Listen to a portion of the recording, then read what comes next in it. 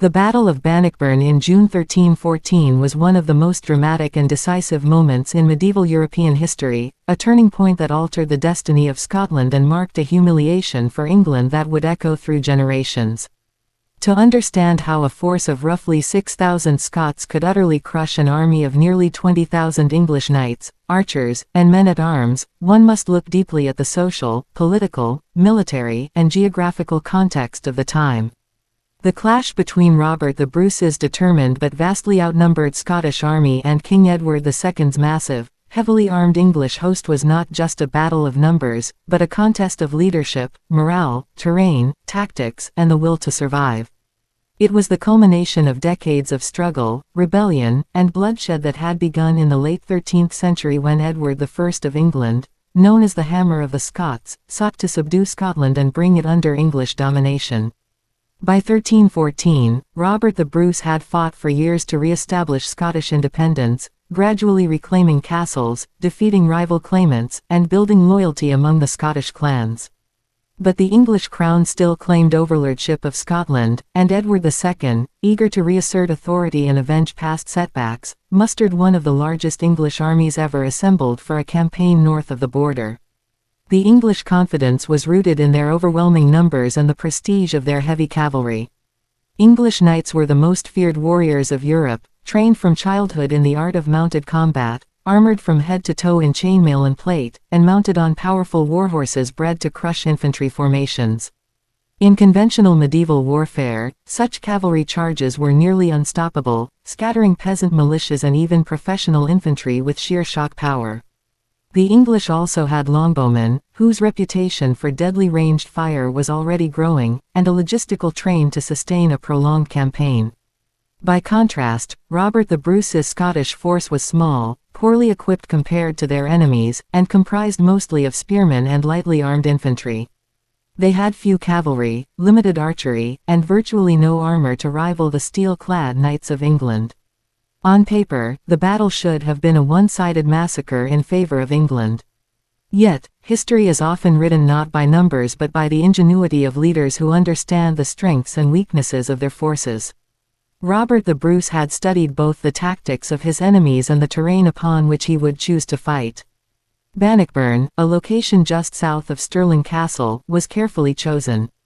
The narrow ground between the Bannockburn, a stream, and surrounding marshes and woods provided a natural bottleneck that limited the ability of the English army to deploy its full numbers. The ground itself was soft and uneven, unsuitable for a massive cavalry charge. Bruce understood that if he could force the English knights into confined, boggy terrain, their horses would flounder, their formations would break, and the supposed superiority of their cavalry would be neutralized. The Scots dug pits, laid obstacles, and prepared schiltrons, tight formations of spearmen bristling like hedgehogs, which could withstand cavalry charges if properly positioned. The genius of Bruce's preparation was that he transformed his army's greatest weakness, their lack of cavalry, into a strength by creating conditions where English cavalry would become a liability. The opening clash of the battle revealed much about the psychological edge of the Scots. On the eve of the battle, an incident occurred that would become legendary. Robert the Bruce, lightly armored and mounted on a small horse, was confronted by the English knight Henry de Bohun, who charged at him with a lance. In full view of both armies, Bruce calmly sidestepped the attack and split de Bohun's skull with a single blow of his axe. This display of cool courage electrified the Scots and demoralized the English, who had just witnessed one of their champions cut down effortlessly by a king they considered a mere rebel. Symbolism mattered in medieval warfare, and this act reassured the Scots that their leader was both brave and divinely favored, while undermining the aura of invincibility surrounding the English knights. As the battle commenced in earnest, the English launched their cavalry against the Scottish schiltrons. Wave after wave of armored knights spurred their horses into the spear walls, only to be repelled with brutal efficiency. Horses refused to impale themselves on the dense hedge of pikes, rearing and flailing, throwing their riders into the mud. Those that made contact found themselves bogged down in close combat, where the Scots, wielding spears, axes, and swords, struck down knights trapped in the press of battle. The narrowness of the battlefield worked in the Scots' favor, as the English could not deploy their full numbers, and their cavalry charges lost cohesion as they funneled into the bottleneck. The ground grew more treacherous as men and horses fell, choking the terrain with corpses, mud, and blood. The English archers, who might have turned the tide with volleys of arrows, were poorly positioned and unable to unleash their firepower without hitting their own men in the melee. When some archers finally tried to intervene, Scottish cavalry from Bruce's small mounted contingent rode them down and scattered them. Leadership also played a decisive role. Edward II was indecisive, inexperienced in battlefield command, and unable to adapt to the situation as it deteriorated. He had inherited his father's army but not his father's martial skill. In contrast, Robert the Bruce was everywhere on the battlefield, inspiring his men, maintaining discipline in the schiltrons, and directing movements with precision. His soldiers were not professional knights but men fighting for their homes, families, and freedom from foreign domination. Their morale was unbreakable because the stakes were existential. To lose meant not only death but the subjugation of their nation. For the English knights, many of whom fought for pay, land, or feudal obligation, the cause was less personal, and as the tide turned against them, panic began to spread. The battle extended over 2 days, and by the second day, the English army was exhausted and demoralized. The Scots pressed their advantage, advancing their schiltrons aggressively rather than waiting defensively. This surprised the English, who had expected a static enemy. As the Scots pushed forward, the English formations collapsed. Trapped between the Bannockburn, the marshes, and the relentless Scottish advance, the English army fell into chaos. Men drowned in the river, were crushed by their own retreating comrades, or cut down by the pursuing Scots. Even the presence of the English king could not rally them. Edward II himself narrowly escaped capture, fleeing the field in disgrace while his army disintegrated. Thousands of English knights and soldiers were killed or captured, while Scottish losses were comparatively light. The victory at Bannockburn was not merely a battlefield triumph but a strategic and symbolic watershed. It demonstrated that disciplined infantry, when properly led and deployed on favorable terrain, could defeat the mightiest cavalry of Europe. It shattered the myth of English military invincibility and secured Robert the Bruce's position as king of an independent Scotland.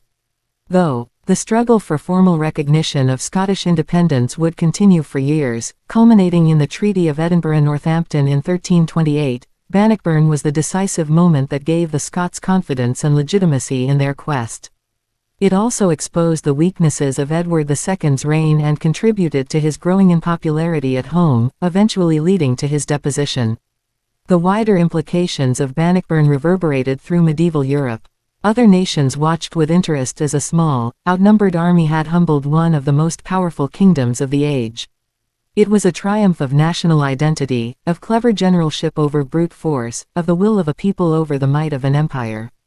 The battle also highlighted the decline of the dominance of heavy cavalry and foreshadowed the rise of infantry-based armies in the late Middle Ages. The lesson that knights were not invincible and that disciplined foot soldiers could win battles would be reinforced in later centuries, from the Swiss pike squares to the English longbowmen at Crecy and Agincourt. For Scotland, Bannockburn entered legend, celebrated in songs, poems, and memory as a defining moment of national pride. Robert the Bruce became a heroic figure, a symbol of resilience against overwhelming odds. The battle's legacy endures to this day, remembered as the moment when 6,000 Scots crushed 20,000 English knights not simply by force of arms, but by cunning, courage, and unity of purpose. It remains one of the clearest examples in history of how determination, strategy, and knowledge of terrain can overturn the expectations of sheer numbers and might. The victory was not inevitable, and had Edward II managed his forces with greater competence, the outcome might have been different. But history belongs to those who seize the moment, and at Bannockburn, Robert the Bruce and his Scots seized theirs, changing the fate of a nation forever. In the aftermath, the morale of the Scottish people soared, and resistance to English garrisons intensified. Castles that remained in English hands were gradually besieged or abandoned. Diplomatically, Scotland gained recognition from other European powers, who saw the nation as more than a rebellious province but as a sovereign kingdom capable of defending itself.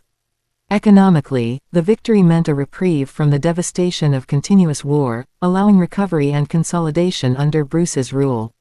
For England, Bannockburn was a humiliation that exposed not only military weakness but political fragility. Edward II's failure tarnished the reputation of the monarchy and emboldened his domestic enemies. The defeat underscored the dangers of overconfidence, poor leadership, and reliance on outdated military doctrines. Centuries later, the Battle of Bannockburn still captures imagination because it tells a timeless story, that freedom can be won against overwhelming odds, that leadership matters more than numbers, and that even the mightiest powers can stumble when arrogance blinds them to reality. The clash of 6,000 Scots and 20,000 English knights was more than just a medieval skirmish, it was a testament to the enduring human spirit and the fight for self-determination. Scotland's victory at Bannockburn was not just the triumph of one army over another, but the triumph of a people determined to remain free. It remains etched in history as one of the most unlikely and inspiring victories ever achieved on a battlefield. 1. The long struggle for Scottish independence. The Battle of Bannockburn in 1314 did not emerge from a single campaign but was the climax of a prolonged struggle for Scotland's independence.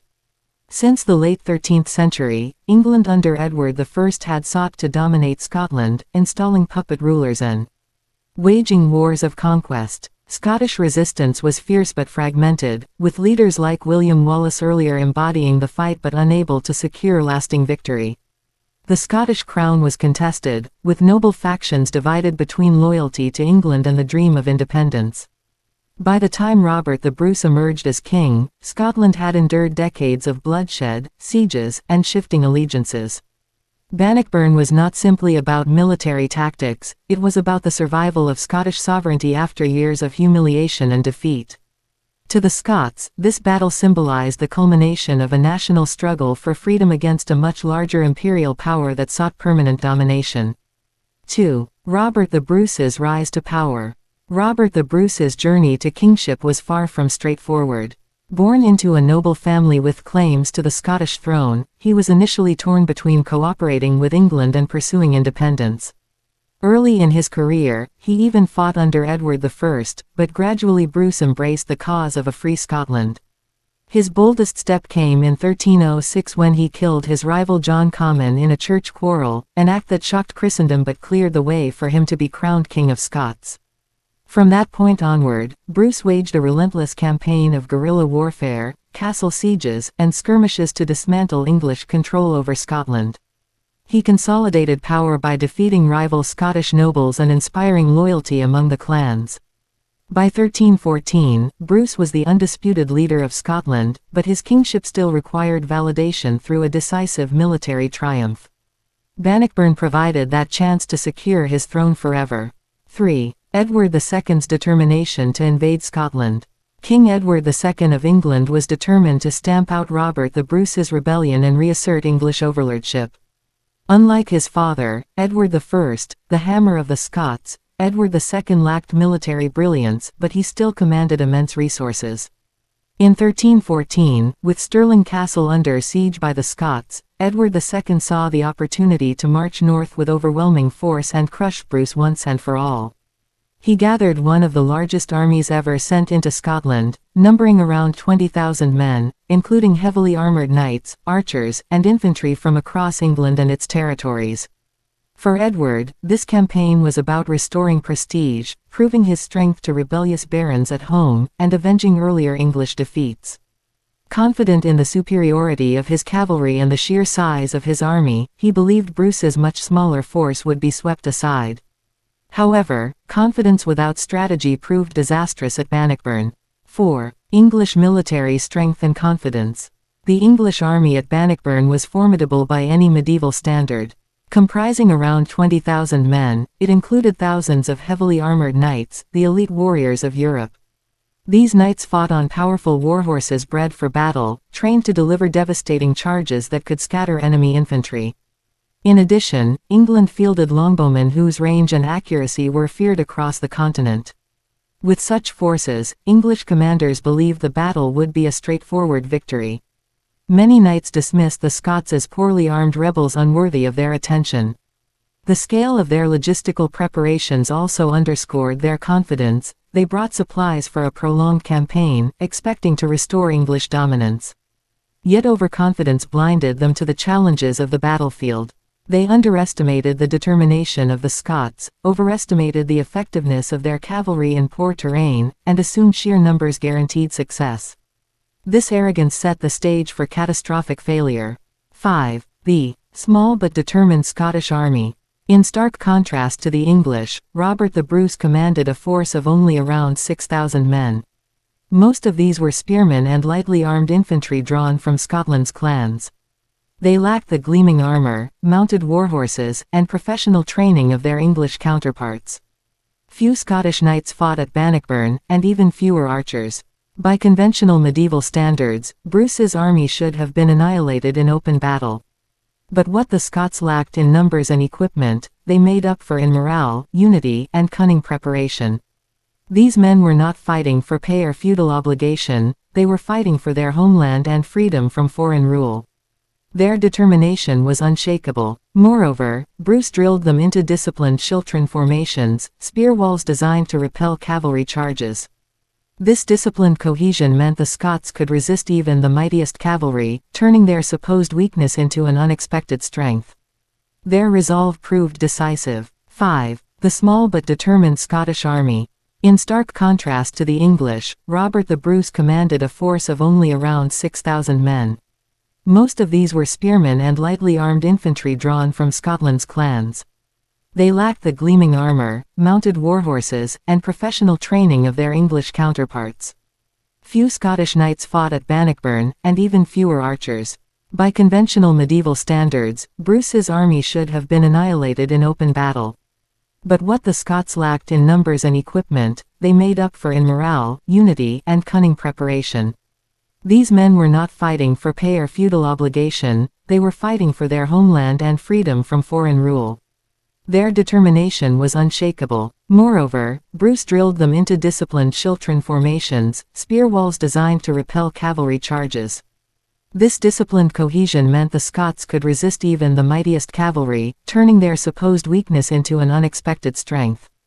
Their resolve proved decisive. 6. Strategic choice of Bannockburn. Robert the Bruce's greatest advantage came not from numbers but from his careful choice of battlefield.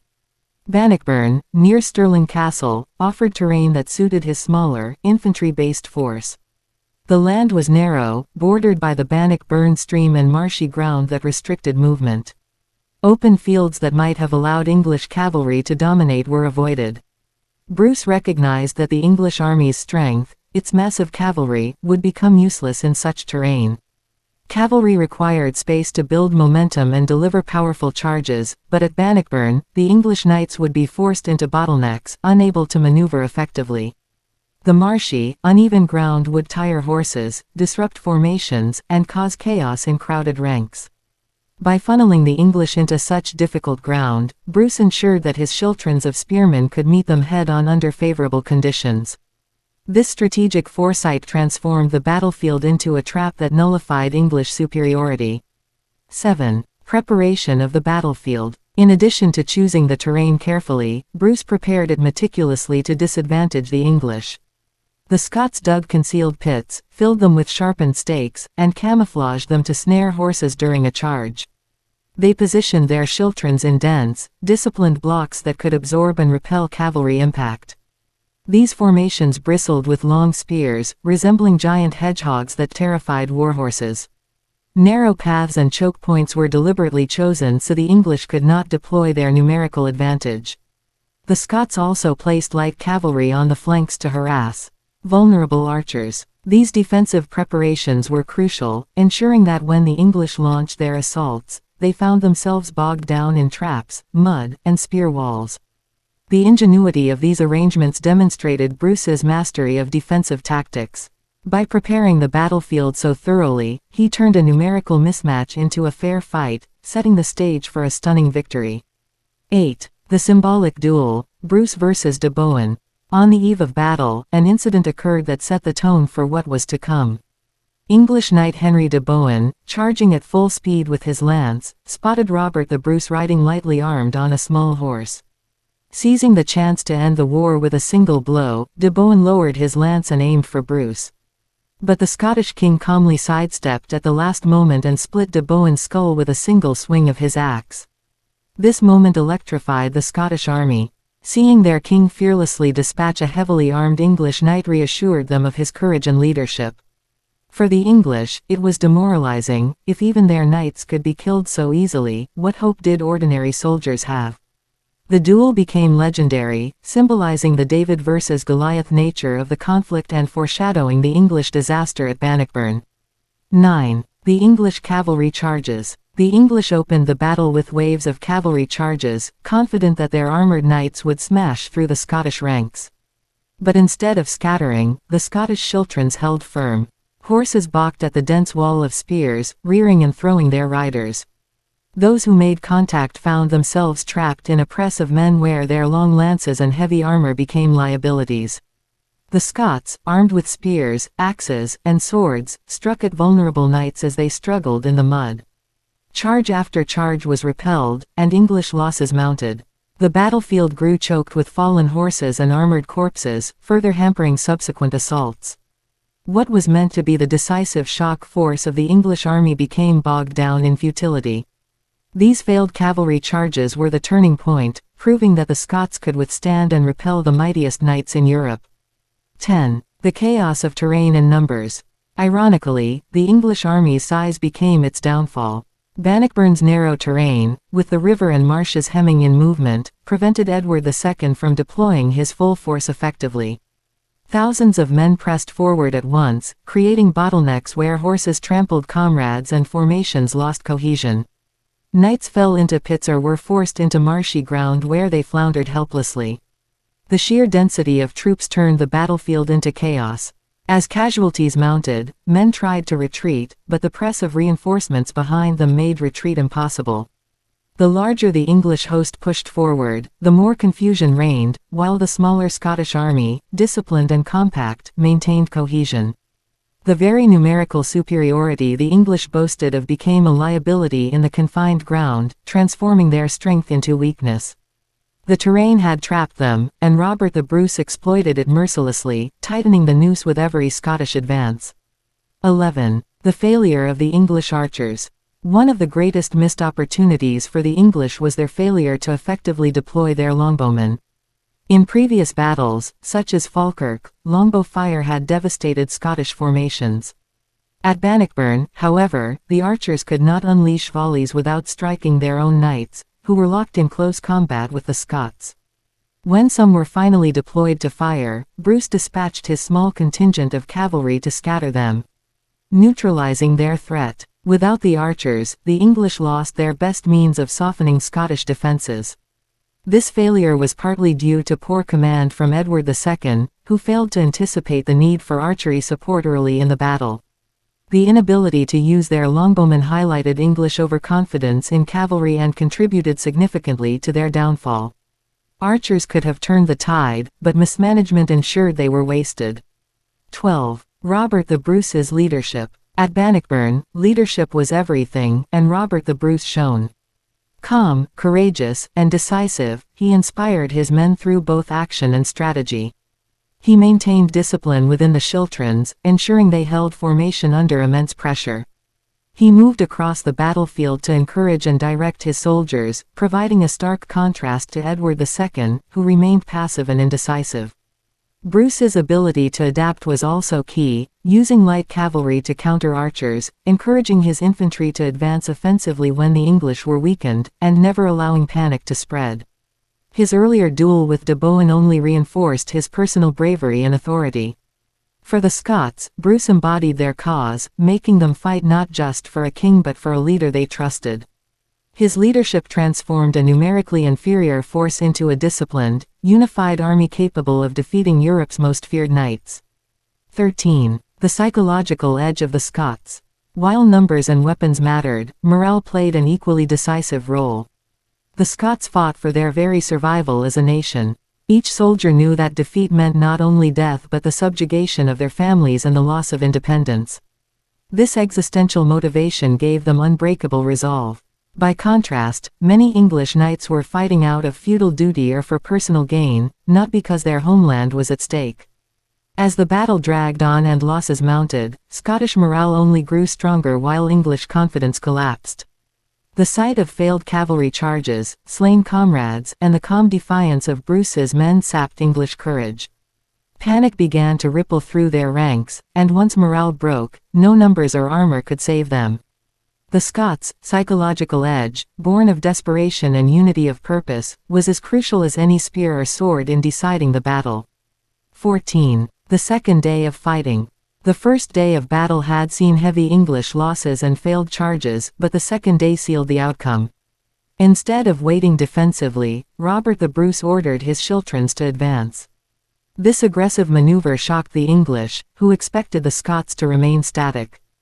Pushing forward with discipline, the Scots pressed the disorganized English back into even tighter quarters. Already exhausted and demoralized, the English were unable to mount an effective counterattack. The advancing spear walls acted like a slow-moving avalanche, grinding down resistance and forcing men into the Bannockburn stream or marshes. As formations collapsed, panic spread through the English army, and order disintegrated. The Scots had turned the tables, no longer merely resisting but seizing the initiative. The second day demonstrated that Bruce's army was not just defending independence but had the strength to drive the English into full-scale retreat. 15. Edward II's collapse of command. King Edward II's leadership during the battle was disastrous. Unlike his father, Edward I, he lacked battlefield experience and decisiveness. At Bannockburn, he failed to coordinate his knights and archers effectively, allowing confusion to reign. When the cavalry charges failed and losses mounted, Edward had no contingency plan. His inability to adapt became glaring on the second day when the Scots advanced aggressively. Instead of rallying his troops, Edward panicked. Witnesses reported him being advised to retreat for his own safety. Eventually, he abandoned the battlefield entirely, fleeing south with a handful of guards. This flight not only sealed English defeat but symbolized the failure of their campaign. A king's presence was supposed to inspire courage, but Edward's collapse of command accelerated the rout. His reputation was shattered, and his inability to control the battle contributed heavily to England's humiliating loss at Bannockburn. 16. The massacre and rout. Once English morale broke, the battlefield descended into chaos. Thousands of soldiers tried to flee across the Bannockburn stream, only to drown or be trampled by comrades. Horses floundered in marshes, knights were cut down as they tried to retreat, and others surrendered in desperation. The Scots showed little mercy, seizing the chance to annihilate their enemies and secure total victory.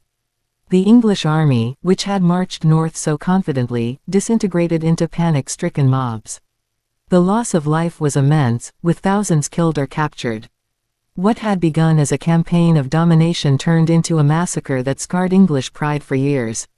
The rout of such a powerful force by a smaller army shocked Europe and cemented Bannockburn's reputation as one of the greatest underdog victories in military history.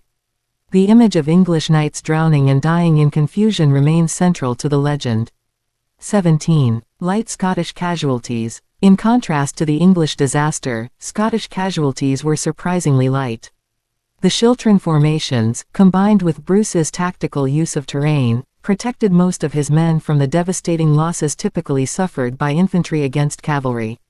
While some Scots were killed in close combat or by stray arrows, their overall losses were minimal compared to the thousands of English who perished. This imbalance highlighted the brilliance of Bruce's preparations.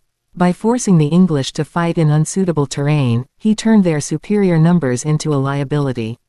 The disparity in casualties also boosted Scottish morale after the battle, demonstrating that their strategy had not only worked but had saved countless lives. It reinforced the legitimacy of Bruce's leadership and the effectiveness of disciplined infantry against knights. The Scots emerged not just victorious but largely intact, ready to continue their fight for independence with renewed confidence. 18. Strategic and symbolic victory. Bannockburn was both a military and symbolic triumph. Militarily, it shattered English control in Scotland, forcing the withdrawal of their garrisons and securing Robert the Bruce's throne. Symbolically, it proved that Scotland, though smaller and weaker, could resist and defeat one of the most powerful kingdoms in Europe. The victory gave Bruce international credibility, strengthening his diplomatic position with other European powers. It also inspired his people, showing that independence was not only possible but achievable. For centuries, the battle has been remembered as a defining moment of Scottish pride, when ordinary men, fighting for freedom, overcame impossible odds. The symbolic weight of Bannockburn cannot be overstated. It was the battle that transformed Robert the Bruce from a contested claimant into Scotland's undisputed king, and it gave the Scottish nation a story of resilience that still resonates today. 19. Wider European implications. The shockwaves of Bannockburn reached beyond Britain. European powers observed that heavily armored cavalry, the elite force of medieval warfare, could be defeated by disciplined infantry on favorable terrain. This lesson foreshadowed the decline of knightly dominance in warfare and the rise of infantry-based armies. Similar tactics would later be seen in Swiss pike formations and English longbow victories at Crécy and Agincourt. Bannockburn also demonstrated the power of national identity and morale in battle, themes that resonated in other struggles across Europe. Diplomatically, Scotland's victory encouraged other smaller states to resist domination by larger kingdoms. For England, the defeat weakened Edward II's authority at home and emboldened rebellious barons, contributing to his eventual downfall. In the long run, Bannockburn became a symbol not only of Scottish independence but of the changing nature of medieval warfare across the continent. 20. The lasting legacy of Bannockburn. The Battle of Bannockburn occupies a special place in Scottish memory. It was not just a victory but the birth of a national legend. Songs, poems, and histories celebrated Robert the Bruce's triumph, immortalizing it as the moment when Scotland stood tall against overwhelming odds. For centuries, Bannockburn inspired future generations during times of struggle, reinforcing the idea that determination and unity could overcome greater powers. Even today, the site of the battle is commemorated as a symbol of Scottish identity and independence. Politically, Bannockburn helped secure the eventual recognition of Scotland as a sovereign kingdom in the Treaty of Edinburgh and Northampton 1328. Its legacy also lives in broader military history as one of the clearest examples of how strategy and morale can overturn sheer numbers. Bannockburn remains one of the most celebrated underdog victories of all time, ensuring that 6,000 Scots will forever be remembered for crushing 20,000 English knights.